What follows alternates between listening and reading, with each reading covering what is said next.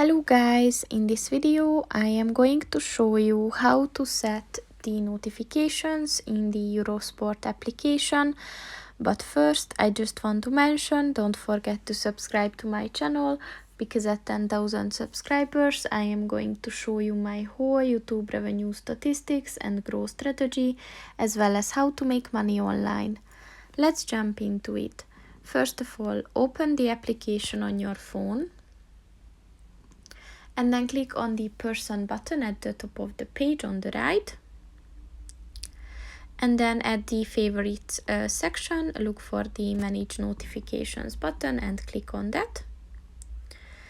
And as you can see, if you click on the bell button next to the options, then you can enable all of them or just some of them that you're interested in. And then just click on the save notifications button. And that's pretty much it for this video, guys. See you in the next one. Goodbye.